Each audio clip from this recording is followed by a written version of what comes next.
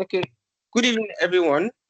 Please, I want us to quickly confirm if we can hear me.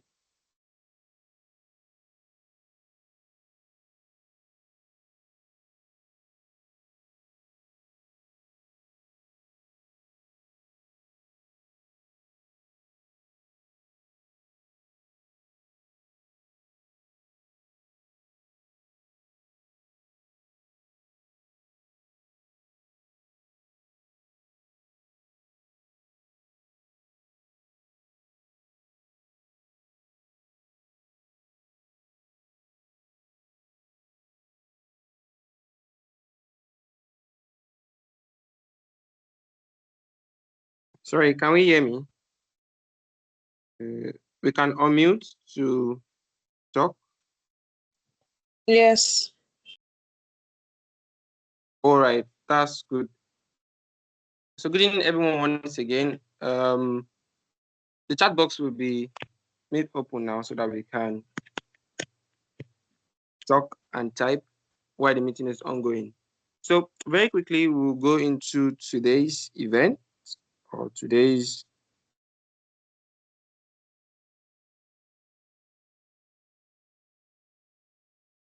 meeting. So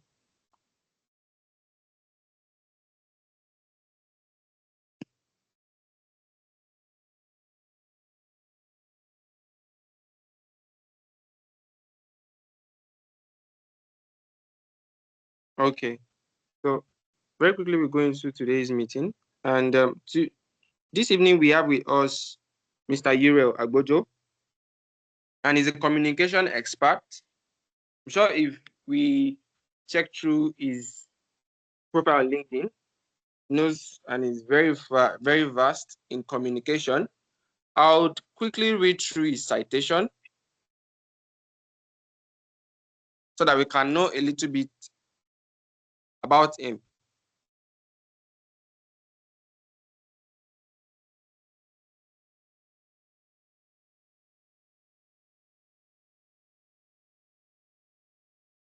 So, yeah.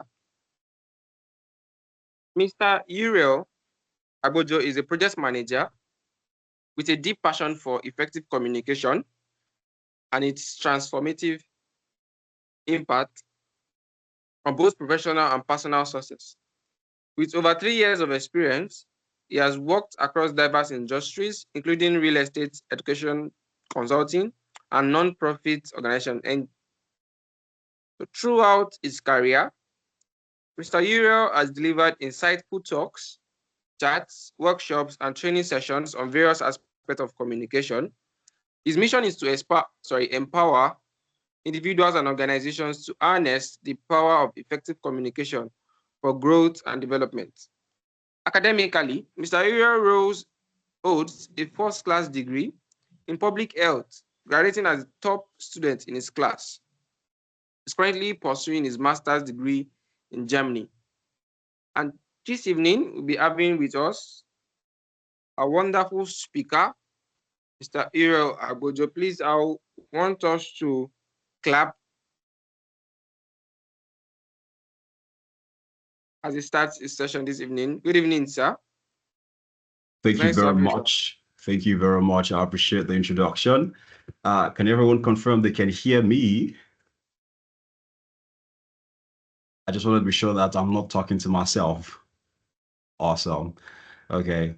I don't know how convenient it would be to have you all turn on your cameras, because one of the beauty about communication is being able to talk to people, relate with them, and feel their reactions. Because one of the things we're going to be dealing with, one of the things we're going to be addressing, is the importance of emotions and understanding where you are headed when you're talking to people.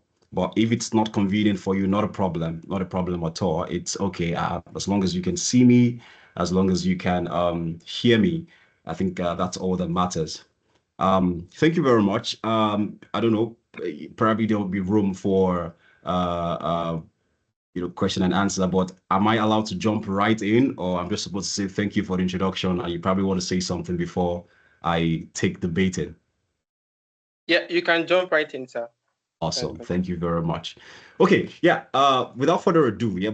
Sometimes I hear people, say things and maybe when they were introducing me and all of that, and I just ask myself that, okay, how did I um get to this point where um you are in a position or say in a pole position of talking to people and letting your voice make a huge difference in people's lives. And you just get to realize that it has to do with an attribute that God has given each and every one of us. And that is why I'm going to start by saying this. Please, if you by any chance stop hearing me, please, I beg of you, just let me know because I want to ensure that you're following me microscopically. I don't want you to miss out on anything because every single thing we're going to be talking about here today is going to make a huge difference. And I believe that somebody is going to really have a great time today. Yeah. I'm going to paint a scenario real quick. And I'll start by saying, imagine you walk into a room, right? You haven't said anything, yeah. You haven't said a word. You just enter the room, and maybe it's a room of about 50 to 100 people, and you get into the room. Uh, you don't say anything. You just stand. Perhaps there is a stage, there's a podium, and then you just stand on the podium. You just look, and then already people have an impression of you, yeah, uh, without saying a word. Different people having different kinds of opinions about you. Some just, perhaps saying that, "Ah, why is he standing like that?" Or perhaps, what does he have in mind? Why is he looking at us like that? Why is he? You, this is me just telling you that sometimes, without even saying a word, you communicate. I'll say that again. Sometimes, without saying a word, you actually communicate. I'm going to be sharing my screen. I want to ensure that everybody is able to see my screen. Can you please confirm that you can see my screen? Okay. Any So, affirmation? Can you see my screen? yes, sir, we can see your screen, sir. Awesome. Awesome. Yeah. As you can see, the first introduction I'm starting with is you were born to speak. And foremost, you would want to imagine that, what does it mean to be born to speak? And this sounds like a statement that is coming from an angle of unfairness, basically. Not everybody is born to speak. We are all born with different attributes and all of that.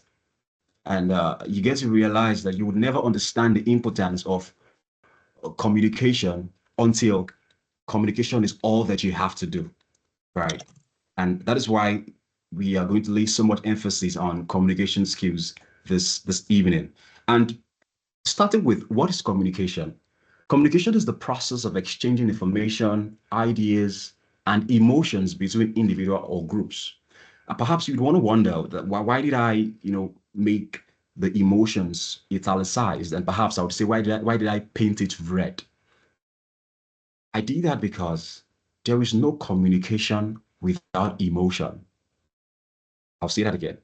There is no communication without emotions. Now, for the most part, people make the mistake of trying to talk without thinking, perhaps trying to talk aimlessly. And trust me, every Tom, Dick, and Harry can speak. Every Tom, Dick, and Harry can say something. But what does it mean to communicate? For you to be able to communicate, emotions have to be involved. And people need to understand and know that you mean what you say and you're saying what you mean. I'll say that again. People need to understand that you mean what you're saying and you're saying what you're meaning. How do I mean? For example, you want to say, perhaps you want to speak on the topic of, I don't know, maybe some of you are in the engineering field, some of you are in the health space and all of that. And perhaps somebody calls me today and says that, okay, we want to address these people. We're having an advocacy visit to this place. We want you to talk about the importance of cesarean section, basically, yeah, on childbirth. Okay.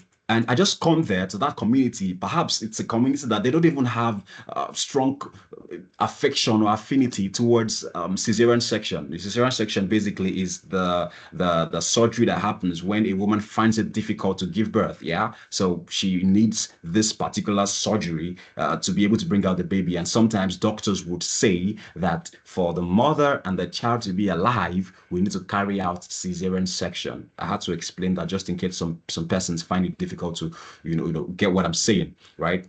And I'm going to that audience and I'm telling them that cesarean section very important because it helps you prevent you from dying. Your child can live, you can live, and of course I'm passing the information across. Yeah, but there is no life in the communication. There is no emotion in the communication. But think about this in this perspective. And I come and I'm like, uh, you accost everybody, you greet them, and then you make them understand that you are not here to make anybody feel less of themselves or make anybody feel bad for the maybe giving birth through the Hebrew method. And by the Hebrew method, I mean giving birth through the vagina. Yeah. But you're trying to make them understand that we live in a time and age where the world is no longer streamlined. And for you to understand that the world is no longer streamlined, there are alternatives to health. And that is why the alternative of cesarean section is something that is very good for the mother and for the child. Now, like I said, two different individuals passing information, but in different perspectives entirely. One without emotions, the other with emotions. And for these reasons, because the individual who has added emotion to their method of communication, they would listen to the person more. I just want to ensure that you're following me. Basically, just drop an emoji or, I mean, just drop anything so that I can know that I'm not speaking to myself. Yeah. So I cannot emphasize enough how important it is for you to add emotions when you're communicating. And how do you add emotions when you're communicating? When you speak as much as you can, gesticulate, be expressive. Yeah.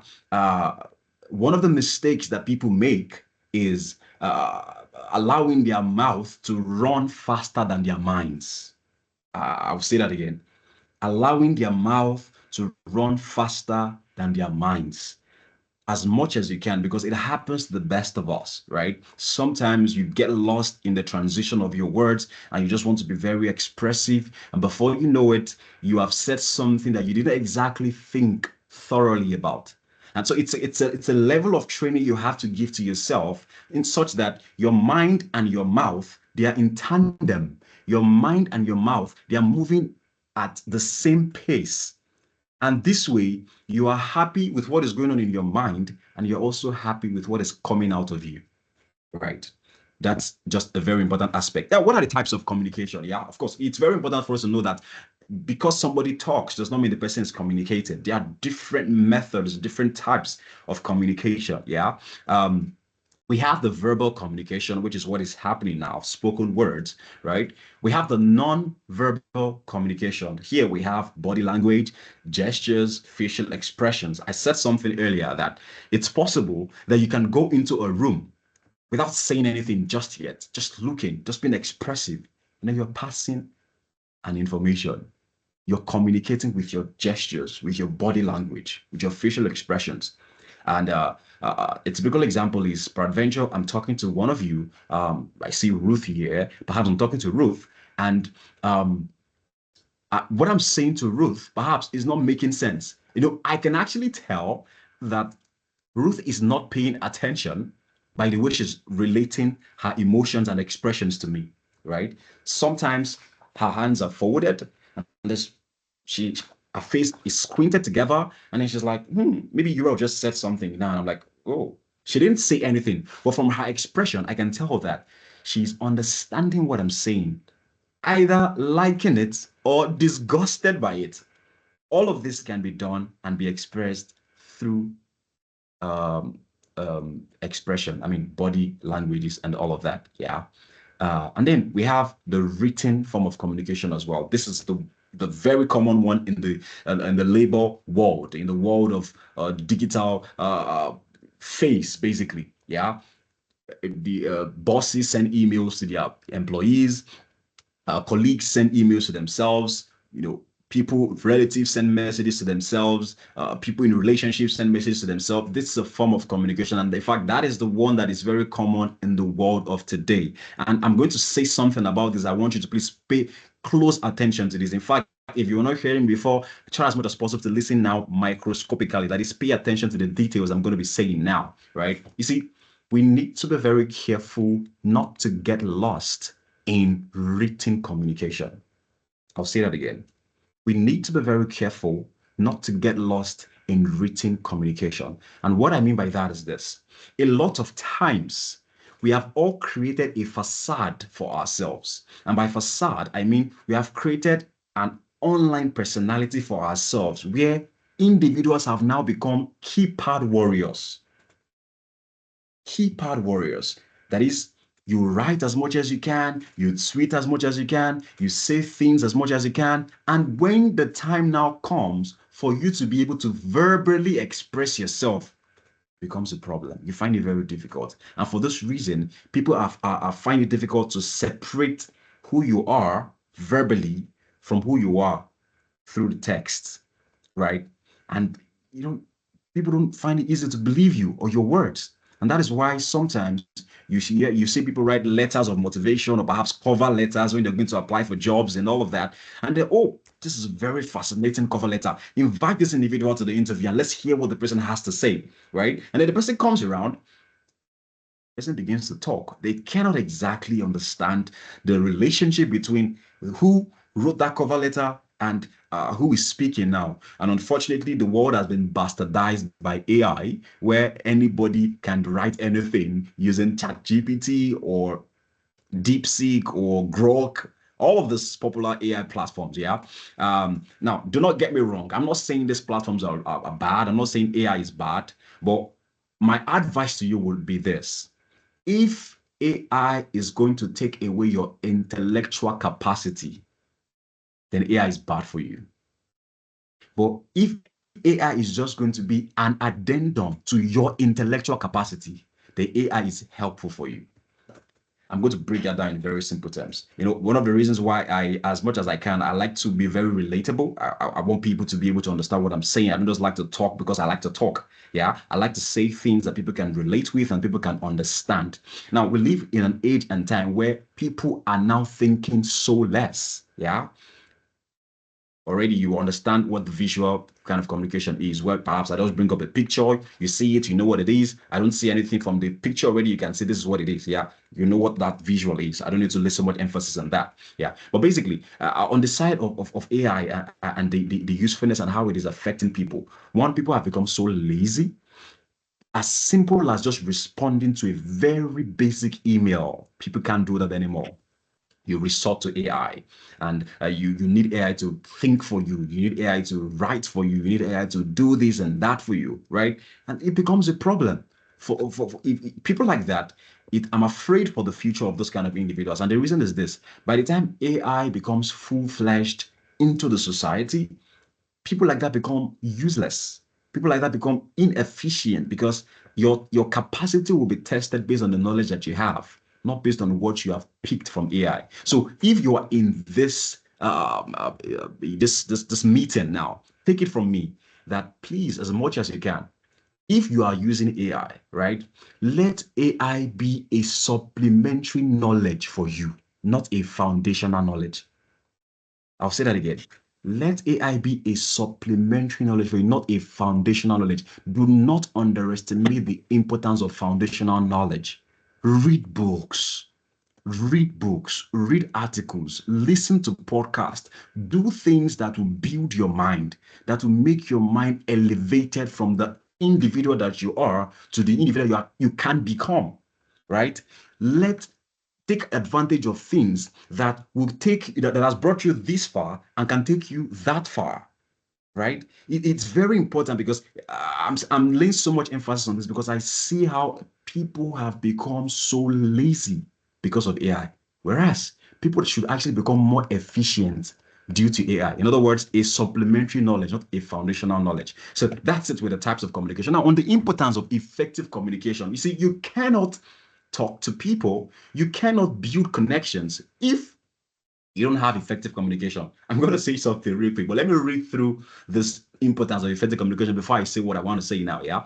The importance of effective communication, it is not limited to these five. Yeah. I always like to make people understand that there is no cast in stone thing with life. Nothing is cast in stone. So if anybody tells you these are the five love languages, doesn't mean that there are only five love languages. Because I'm saying these are five importance of effective communication doesn't mean there are only five importance. But this is me just streamlining it to the context of the discussion that we are having now, right? Always bear it in mind that the world is a palace. The world is so big that you cannot just limit whatever it is you're talking about to just specific things.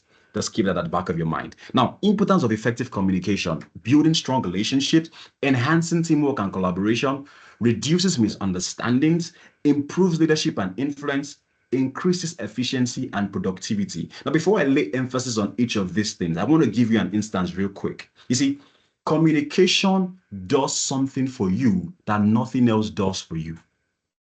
I'll say that again. Communication does something for you that nothing else does for you. It is through communication that your voice can become an invoice. Through communication.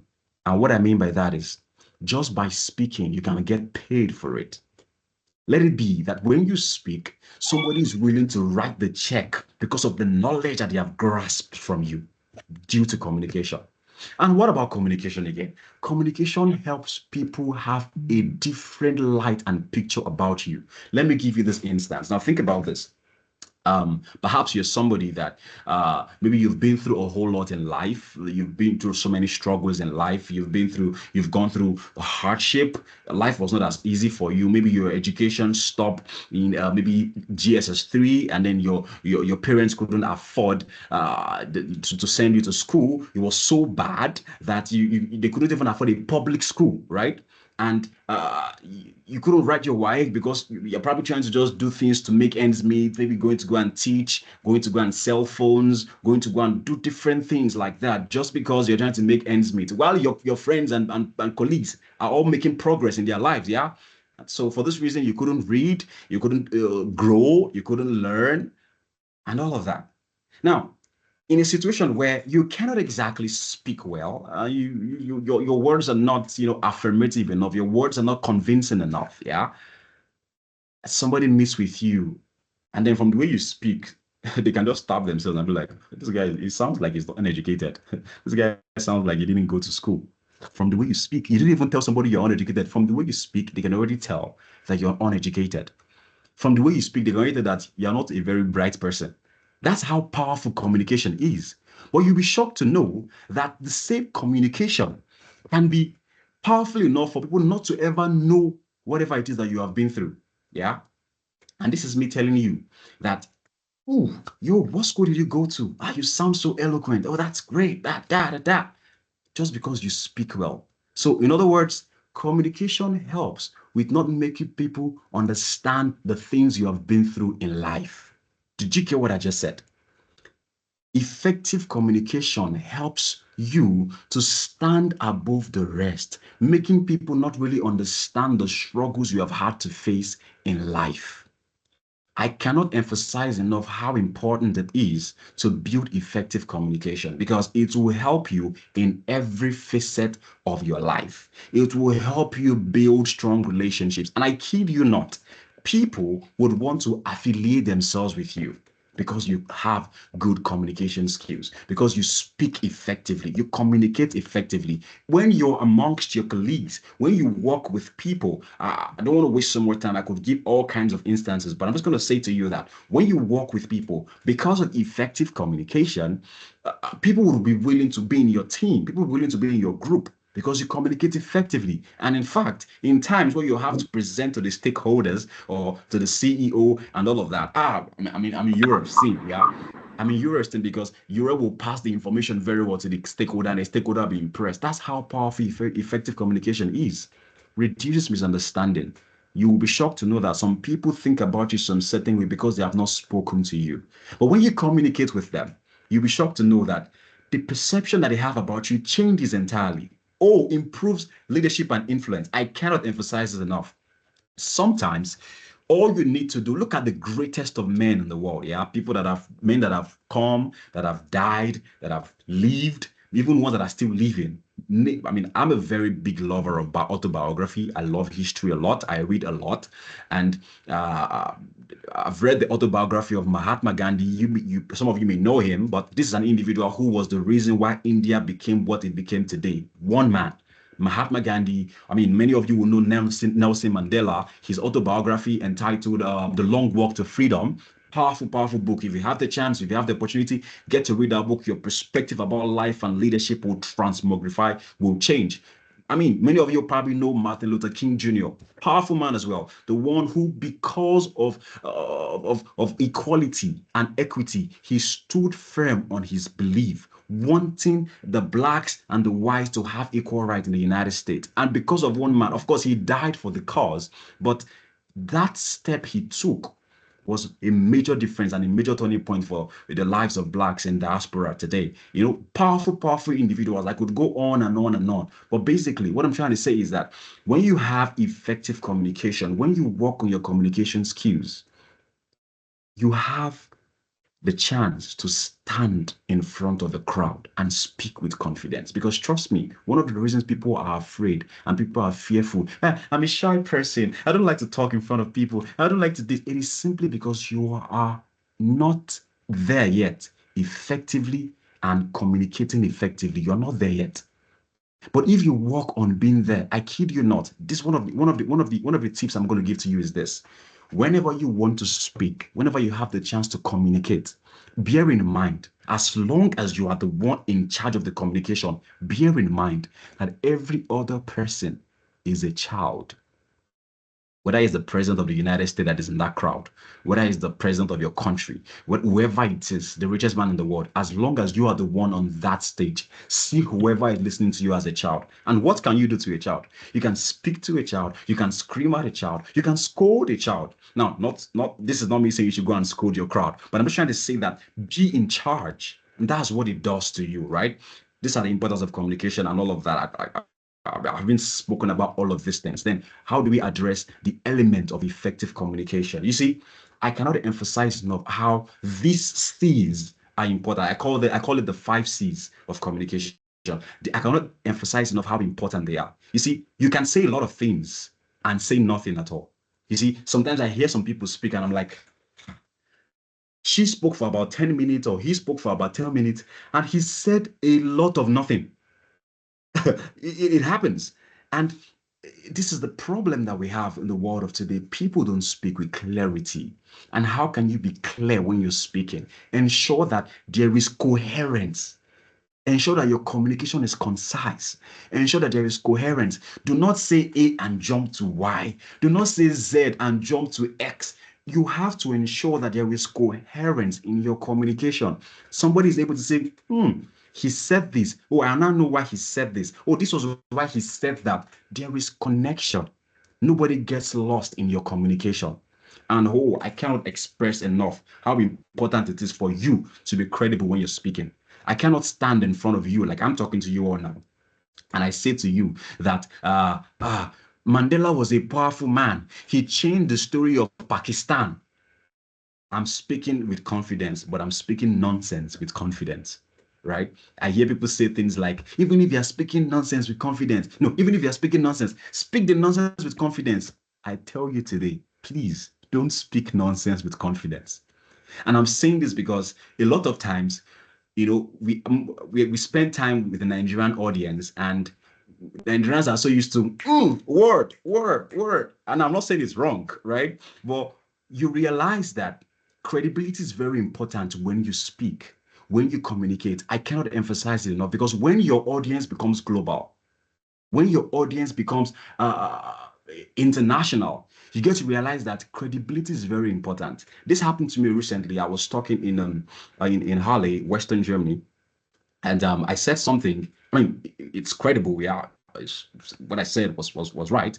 But the individual still came to meet me, and very demure, people would say, very cutesy, as people would say, he came to me, she came to meet me, and then she was like, "Hi, Uriel, thank you very much for that presentation." I mean, it just happened recently. This was some few days ago, International Women's Day. I was a guest speaker at one of the event that happened in Western Germany, and I spoke about the importance of women and how we need to elevate and respect them enough. Well, trust me, I love to see women do great things. If you're a woman here, if you're a lady here, and you have great goals, you want to be an amazing person in life, you want to reach the azure sky, trust me, Uriel is rooting for you, because I love to see women do great things.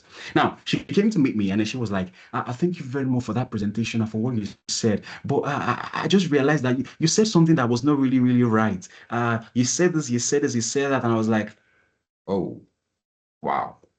Sorry, that must have been my mistake. No, it's okay. I just want to be like, because we like it when you're credible. When what you say is credible, and so we can go back and check for ourselves and be sure that. And I'm like, oh, these are people that act like the Bereans. If you're a Christian here, you probably understand what I'm saying. Bereans are not individuals who take things in hook, line, and sinker. They will not do that. You preach to them, great. They'll go and check the scripture by themselves to be sure that you're not saying the wrong thing Jesus said. Or, it just has to do with credibility. When you speak, ensure that you are credible. And I'm saying this because most of the time people make this mistake. People make this error. People say, as far as I shall speak, what makes sense, that's all that matters. No. Ensure you're credible. Be clear, be concise. Let your words be coherent. Let it connect. And most importantly, let it be credible. Because at the end of the day, it is he who is credible that will be credited. And by credited, I mean you're the one that will be, lauded, respected. And of course, you'll be invited again to come and speak, because they know that what you say is the truth, and you mean what you say, and of course you say what you mean. Talking about the barriers to effective communication, and this is, as much as I can, I'm going to try to not be a miserable speaker here, right? And I'll explain what I mean by that. Whenever I'm talking about this aspect of communication, I try to be as empathetic as possible, not just sympathetic, right? Because whether we like it or not, people are different, and the way people deal with things are different. The way I deal with stress is different from the way someone else deals with stress. I could be involved in a lot of things. I could be doing a lot of things. I could be handling a lot of things. And for some reasons, I'm still standing strong. Someone else might just be handling just one, and he or she burns out, right? So, which is why I try to be as careful as possible when I'm talking about the barriers to effective communication. So what I try to tell people is, as much as you can, ensure that you understand yourself. Ensure that you understand yourself. I'll say it a third time. Ensure that you understand yourself. Because you like the way Uriel speaks doesn't mean you have to speak like Uriel. Because you like the way Ruth, I'm sorry I'm mentioning Ruth over and over because it's Ruth's name I'm seeing on my screen on the other side. Because you like the way she speaks doesn't mean you have to speak like her. Understand yourself. I cannot emphasize it enough. Understand yourself. I will say this again. Understand yourself. There are barriers to effective communication, psychological barriers, the stress, the emotions, the biases. Sometimes, somebody's trying to talk, and you're forgetting that your audience is a European audience, or perhaps I would say your audience is maybe a Muslim audience, right? And you are coming there to come and say that predestination is wrong. I say to you, I mean, you're speaking with confidence, right? Yeah, great. Yeah, predestination is wrong. It is wrong, and all of that. While you're speaking with confidence, you are creating a barrier for yourself. You're getting emotional, and you're creating a bias. Not forgetting that this is an audience where one of the pillars of their religion is predestination. One of the pillars of Islam is predestination. And you are coming to come and speak ill of that pillar.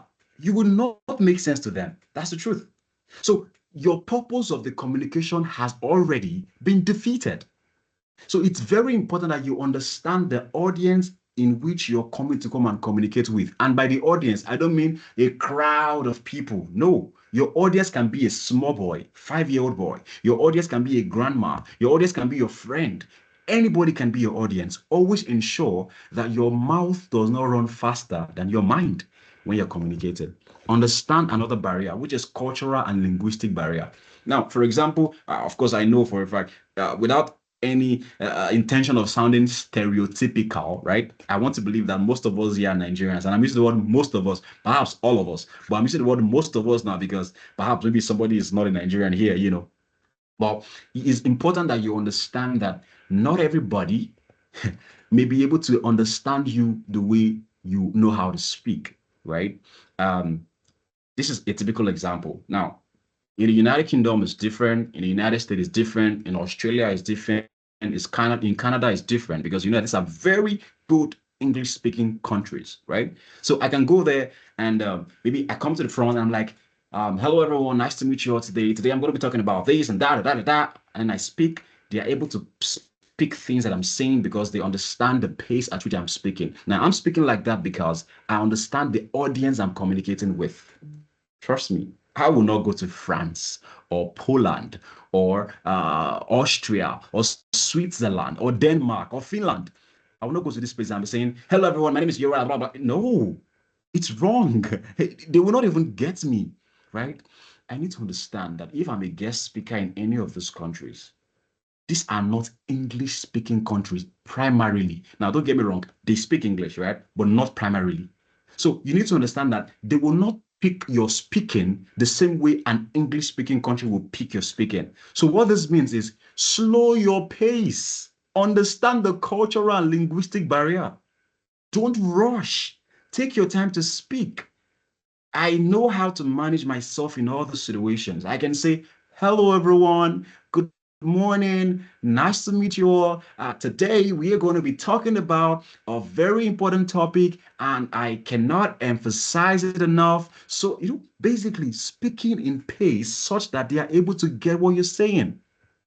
Cultural and linguistic barrier.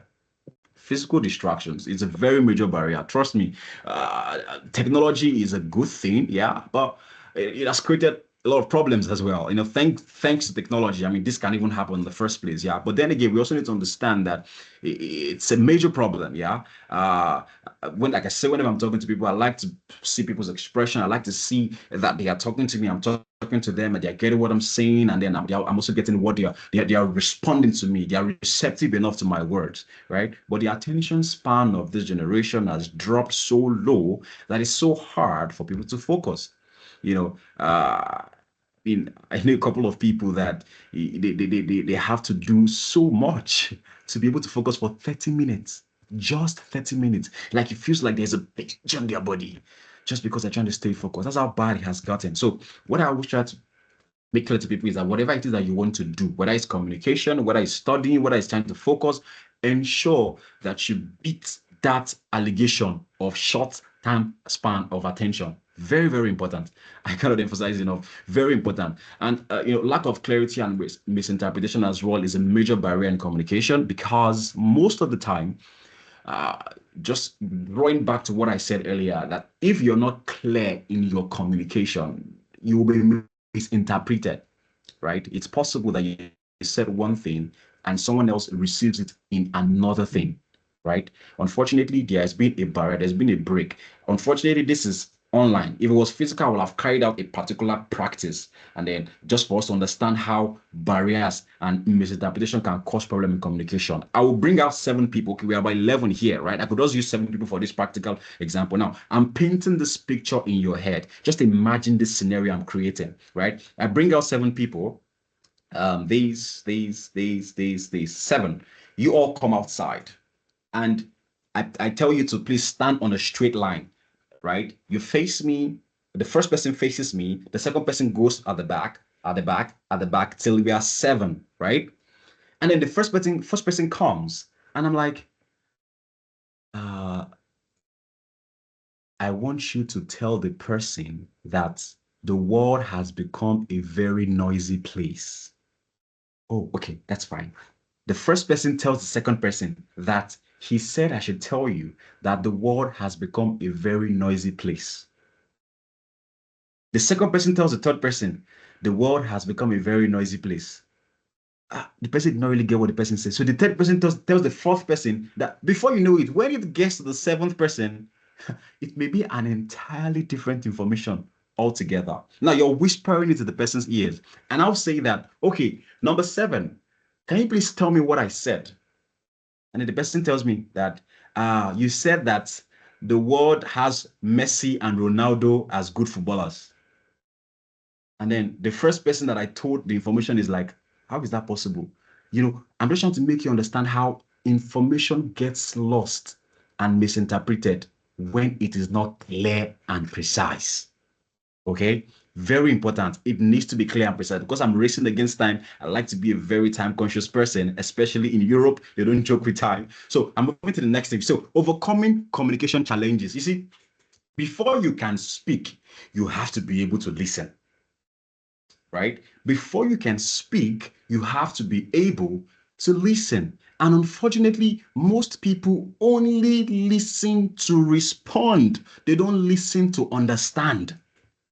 Are you with me? Most people just listen to respond. They don't listen to understand. And the best way you can be able to communicate effectively is when you listen to understand and not just listen to respond. And this cuts across all facets of life. Even in your studies, some people in class, the lecturer is talking and then they're like, oh, I think I get what the lecturer is saying. I want to ask something or I want to answer that question. No, listen to understand. You realize that you take your time when you're listening to understand, not listening to respond. Active listening and empathy is one of the ways you can overcome communication challenges. Clarity and simplicity in message. Don't be ambiguous in your statement. Ambiguous, I mean, don't be unnecessarily picturesque, like expressive, unnecessarily complicated. Yeah. Don't be unnecessarily complicated. You can easily say 1 plus 1 is 2. Don't come and tell me 1 plus 1 divided by 1 times 2. At the end of the day, of course, we get 2. But you can simply tell me 1 plus 1 is 2. Just be very simple. And of course, awareness of cultural sensitivities. One of the best ways you can overcome communication challenges is understanding the cultural sensitivity of your recipient, even of your own self. Because a lot of people have identity crisis. Yeah. You have no identity of yourself. You don't know who you are. And unfortunately, you get lost in your identity and you're also unable to understand the identity of another person, which makes create a lot of problems for you. Yeah. Because I'm going to give them for questions and answers. I'm going to wrap up by the next 5 minutes. Feedback and clarification. This is not always the case because it is not all the time that you talk that you expect a feedback. Sometimes you just talk on the go. However, it is important that you are always clear in your communication. It's very important. Now, my final thoughts are this. You see, effective communication is the key to success in both personal and professional life. Master it, and you will inspire, you will lead, and you will even achieve more. You see, I cannot emphasize enough the importance of your voice. The importance of your voice. I've said it again, the importance of your voice. Your voice can be an invoice. Your voice can be a channel of change, not just in your own life, even in the lives of people. And I told you about somebody at the beginning who his education stopped in GSS3, who didn't have further education, who couldn't continue his studies, and who had to go make ends meet, who had to sell phones, who had to teach nursery school students just to make sense of his life. And when it was time for him to find a way of getting to university after a 6 years gap of not going to school, leaving school at GSS3 because of a very serious financial downturn in his family, he had to, go and write, this, go to learn how to do chemistry, biology, all of those things by himself. And because he did not want a situation whereby whenever people see him, they'll be like, oh, because he hates the pity party. Oh, sorry for all you've gone through. He decided to go and build his communication skills because when he communicates effectively, people will not think he has been through a lot in his life. And he was able to build that individuality for himself. And he became a formidable person right from the time of his university days. He was president of his faculty. He was the face of the university. He was a lot of things when he was in school. He was a chaplain. He was so many things. And God did even help him to even become at the top of his class. Now, people are interested in your success story. People don't know. People don't really give a rat's ass about how you got here. They just want to see that you're a successful person. And until you tell your story, people will never know all that you've been through if you're able to communicate effectively. That person was me. And I kid you not when I tell you that if you're able to build your communication skills, you're already a step ahead. Every other thing will fall in place. And trust me, the sky is only going to be your starting point. And at this point, I'm going to stop. And perhaps you have any questions, or because we just have about 10 minutes left, perhaps you have any questions or anything you would like to say or ask, please, I'm an open book. I'm more than happy to answer the questions that you have. And I'll stop sharing my screen now. Thank you very much, everyone, for the opportunity. And God bless you real good. Wow. Thank you very much, sir, for this session this evening.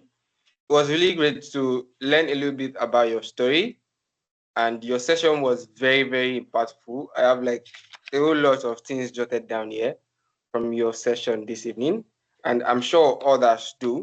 Now, because this session is majorly about effective communication, today we won't be allowing people to chat. So if you do have any question, you can unmute yourself and speak with our speaker. So I don't know if anybody has a question. You can just raise up your hands and unmute yourself.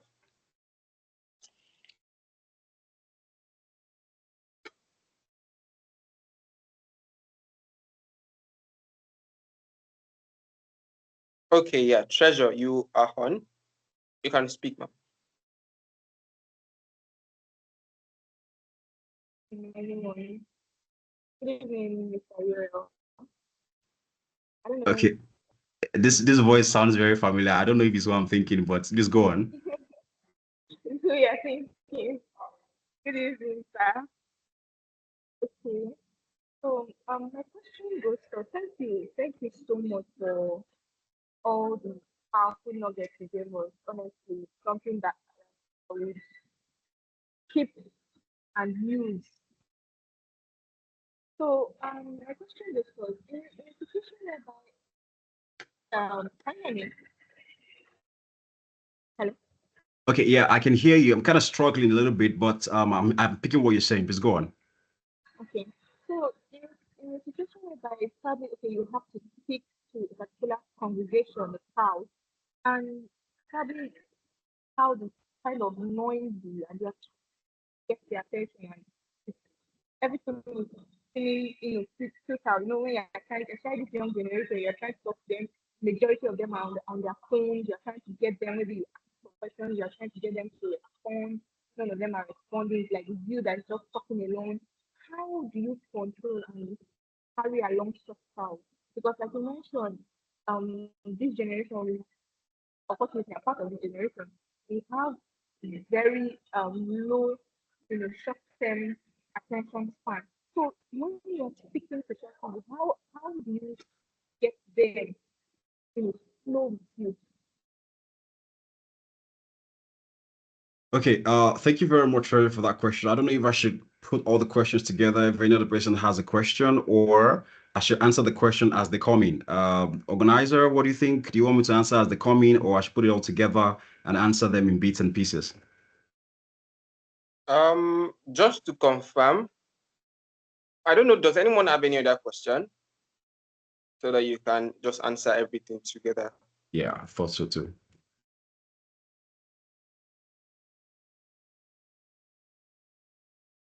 All right. So I think someone else has a question. Okay. Yeah, Mr. Joshua, you can talk.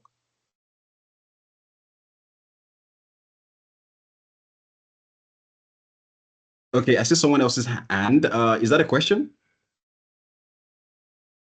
Yes, good evening, Mr. Uriel. Yes, good evening. Thank you so much for honoring our invitation and for coming. Pleasure is all. So my question is centered around like when you have to communicate in your job every day. For instance, let's say you teach either at whatever level, at secondary, university or whatever level, I know that many of our lecturers didn't take it into consideration that they were actually communicating to the students. Now, the question I have is like, when you get to that, or when we get to that position where we have to maybe teach something, are there some communication principles that we should take into place, considering that sometimes students can be very interesting to deal with as well? So, and it's a different situation from speaking to an audience or to like a very prepared stage. So, Yeah. what are the things that we can take into consideration when we have to pass a message across and it's teacher to student relationship? Thank you very much. Awesome. Thank you very much for that question. Okay, I see Ruth's hand as well, raised twice. So the question was really mean a lot to her. Please go on.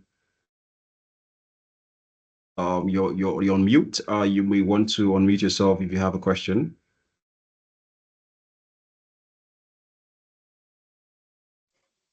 Good evening, sir. Good evening, Yes. everyone. My name is Ruth. Yeah. I have a very bad way of communicating. I can communicate with someone online, but when I meet them in person, I don't know how to communicate with them. I don't know how to start a conversation. I don't know what to say, and I want to improve, but I don't know how to improve. And also, when I'm having a presentation, I'm the one presenting. I just have this particular kind of like stage fright that makes me to stammer a lot. Like even when I have something to say, I forget everything because I'm stammering. So, sir, how can I help? Like, how can I improve with things like that? Thank you, sir. All right. Thank you very much for that question, Ruth. Uh, I had to write down this question so that I don't miss out on any of them. I'm going to start with the first person's question, Treasure. Talking about getting the crowd to, basically getting the attention of the crowd. And trust me, this happens to the best of us, right? Because you said that it's a generation where to get people to listen to you is a daunting task. I kid you not. And I totally understand that because it has happened to me as well, right? But the first thing I'm going to say to you is, like I said, mentioned earlier, accept what you have to do is impromptu. Now, take note of this. Accept what you have to do is impromptu. Always understand the crowd in which you're going to go and speak to. Except it's impromptu. Always understand the crowd with which you're going to go and speak to. Now, even if it is impromptu, still prepare for whatever crowd you are likely to encounter. Now, how do I mean? You're going to go and speak to a crowd where you have young people, and you know for a fact that to get the attention of young people is a daunting task. Now, take advantage of being a young person as well. Get what I just said? Take advantage of being a young person as well. And what I mean by that is, for example, if it's somebody who is probably an old person or maybe an adult, really grown adult coming to talk to them, there is no way that this person can really connect with the audience the way they really would want to, because it's a young audience. There's nothing you say that really matter to them. But because you're a young person, the best thing you can do for yourself is put yourself in a state that the people listening to you could think of, I could be that person on the stage too, right? Now, how do I mean? You get on the stage and then you're about to speak to a crowd that it's hard to get their attention to come to you. How about you say something that intrigues them? How about you come up with something that catches their attention? How about you say something that they've probably not heard before? And how about you talk about a fact that they've never heard before? You got to the car, you notice that a lot of people are pressing their phones and you're finding it very hard for them to listen to you. And then you just come on that and you be like, hello, everyone, good afternoon or good evening or good day, as the case may be. And then people are still kind of like pressing their phones. And then you just say something like, now, do you know that statistic has it, according to this and this and this and that, that the average individual spends about 23 hours, 47 minutes of their day on their phones. I mean, and it's hard to disbelieve that because everyone here is actually pressing their phones. I'm forced to believe that that fact is true. And then you have hit their conscience. And then they were like, 23 hours, 47 minutes, really? You start seeing people drop their phone subconsciously, right? Now, this is just one of many instances. I'm simply trying to say that the best thing you can do for yourself when you have issues like that about getting the attention of the people is either you pick the flaw from the crowd. By flaw, I mean the error in the crowd, and use it to your advantage, or say something that will intrigue them. And then before you know it, you have gotten their attention. And don't get me wrong. You see, you also need to understand that what you're about to say must make sense. Because don't come and get my attention, finish, and then you come and say nonsense. I'll be even angrier, right? So, but you know that what you're about to say is something monumental, something that is about to change someone's life. And you're finding it hard to get their attention. Use what they have as an error to your advantage, get their attention, and build on it. Only gets better from there, right? And this is going to be me linking the first question and the third question together. I'm going to come to the second question about dealing with communication. Maybe you're in school, you're teaching and all of that, young people, right? That is where self-confidence comes in. This is me going to answering that person that has Ruth, that talks about the fidgeting and the fear that she has with communicating with people. You see, self-confidence must not be mistaken for pride. That is a mistake a lot of us make. And then you make it seem like it is wrong for you to be self-confident. No, self-confidence is not pride. Self-confidence is a strong belief in your capabilities and your abilities. Most of the time, we feel like we are not good enough. Most of the times, we feel like we are not qualified enough. And then when you think you are not qualified enough, you will not make any attempt in trying. And when you don't make any attempt in trying, you will never get better. Now, let me give you an instance. People don't understand the work that is required for you to build your communication skills and your social communication skills, right? I'm not saying you should go this route, right? But you have to be very intentional. There's something we call homiletics. Homiletics is a theological term that most of these pastors, because not all of these pastors, not all of them have the confidence of speaking in public. So they have to go through that practice of homiletics, where you prepare your sermon, right? And then you're like, oh Lord, how will I present the sermon? Yes, Lord, take control, take charge, let your Holy Spirit take charge and all of that. Very important. But understandably so, you also need to be prepared yourself, right? Now, homiletics is them, looking at the mirror, trying to ensure that they present to the mirror in ways that they think that they can present in the public. Of course, when they get to the public, they will tell God to take control. But they also have to be able to be sure that they are confident in their abilities and capabilities. And then before handling their capabilities and their abilities onto God to take charge when they are preaching the sermons. Yeah. People will think you are a mad person, but no, you know why you are doing that. I'm going to give you a typical example of myself. I am a debater, or I would say I used to be a debater. I'm not really in that angle of things anymore. I used to be a debater. For someone who was a very shy person, who could barely construct words together, who could barely speak, to think I could become a debater, how did it happen? Yeah. For 6 long months, I kid you not, for 6 long months, I was trying to build my communication skills. I write stuff down. I write things about a topic down. I hold the paper, look in the mirror, I read it out, and I'm like, okay, yeah, as a legally born African child who was brought up and nurtured the African way, blah, blah, blah, blah, blah, blah, blah, blah. Oh my God, I made a mistake here. Let me come again. You are willing to put in the work, and trust me, the universe has a way of rewarding whoever is consistent. You will not, I'm a shy person. I cannot really, you will remain that way. That's the truth. But the day you make up your mind that I am changing this mentality, I am changing this philosophy of mine. I am not a shy person. I am a bold person, and I will walk towards it. That is what God blesses. God does not bless your laziness. God does not improve your laziness. God improves your hard work. He sees you are trying, and He will put the icing on the cake, right? Now, put in the work. Write stuff down. You have a presentation, right? Oh, you're afraid about the crowd you're going to go and present. Somebody would, who has the ability, who knows how to present well, will go ahead and do well. And then you feel like, I don't think I'm as good as the person. No, the person may have talent. But if you would not triumph by talent, you would triumph by effort. Did you get what I just said? If you will not triumph by talent, you will triumph by effort. Either ways, you will triumph, as long as you're not a lazy person. So if it takes this person 30 minutes to prepare for that presentation, let it take you 4 hours. Put in the 4 hours. Put in the 5 hours. You don't understand it after 2 hours. Oh, put in an extra hour. You still don't understand. Oh, put in an extra hour. At one point, your confidence will set in because you have put in the work. And you'll be shocked to know, Ruth, that when you are going out again to present the same thing that you could not present 1 month ago, you are going to go and present as a different person. Do you know why? Because you have put in the work. You have put in the work. You have faced your demons and you have defeated them. That's how it works. There's no magic to it. I can tell you that, oh, do this and do that and do that, and it's not going to work for you. No, I deal with practical stuff, things that will work for you genuinely. Put in the work. You don't have the talent, but you have the effort. Put in the effort, and then you're going to see a difference in the result. And also to talk about the final question about what Joshua asked, dealing with people on a daily basis, not necessarily when you're going to go and speak in public. You see, one of the things I've realized is we make the mistake of thinking that, of imagining that thinking is what everybody does.